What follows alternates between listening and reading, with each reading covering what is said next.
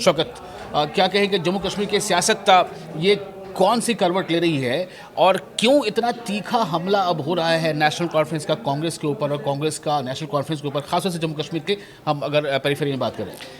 जी विशाल, मैं आपको बता दूं, जब ये कोalition सरकार बनी, जिस वक्त नेशनल कॉन्फ्रेंस को अच्छी खासी मेजॉरिटी मिली, अक्सरियत मिली, उसके बाद से ही नेशनल कॉन्फ्रेंस का थोड़ा रवैया मुझे डिफरेंट लगा है।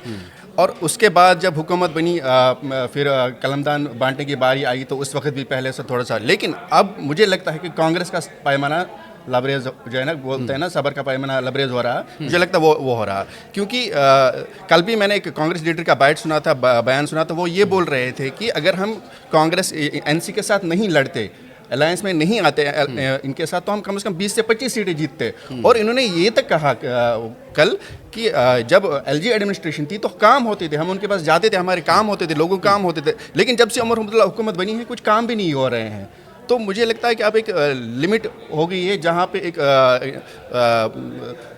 पुश टू द वॉल जैसा मामला हो गया है। और आज जैसे तारिक हमीद करार जो जम्मू कश्मीर कांग्रेस के सदर, उन्होंने तो खुल्लम खुल्ला धमकी दी कि अगर यही रवैया रहा, अगर इस तरह से कांग्रेस को इग्नोर करता है, अवॉइड करता है, किया जा रहा, आगे भी करते रहे, तो हम वापस मतलब विड्रा करने के लिए सपोर्ट में मजबूर हो जाएंगे। अच्छा, मैं इसको दो तरह से देखना चाहता हूँ शौकत। एक तो अभी देखिए, हालिया दिनों जो खुद वज़ीर आला उमर अब्दुल्ला का स्टेटमेंट आया था, तब उन्होंने इंडिया अलायंस को लेकर स्टेटमेंट दिया था। उन्होंने कहा था कि इंडिया अलायंस जो है वो आईसीयू में है और इस पर अगर जल्द कुछ काम नहीं हुआ या बातचीत नहीं हुई तो हो सकता है कि ये और ज़्यादा ख़तरे में चला जाएगा।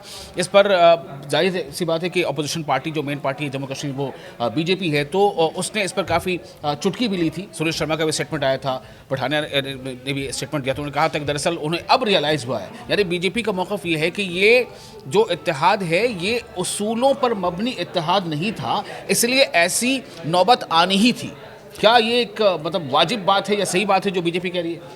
देखिए, उमर अब्दुल्ला साहब का आज ही नहीं है कि कल उन्होंने ऐसा कहा। इससे पहले भी अगर आपको याद होगा, उस पे उनके एक बयान पे बवाल हुआ था जब उन्होंने कहा था कि ये लोकसभा इलेक्शन के लिए था। जब उसके बाद कई स्टेट्स में जब इंडिया अलायंस की हार हुई, ठीक, बाई इलेक्शन में इंडिया अलायंस की हो, तो उमर अब्दुल्ला वोकल रहे हैं इस मामले में। तो कल उन्होंने साफ साफ ही कहा था कि अब तो आईसीयू में है ये इंडिया अलायंस जो है, और उन्होंने उसमें खास तौर पे बिहार इलेक्शंस के जो रिजल्ट्स हैं उसका हवाला दिया और in fighting with in India alliance का उन्होंने बात की।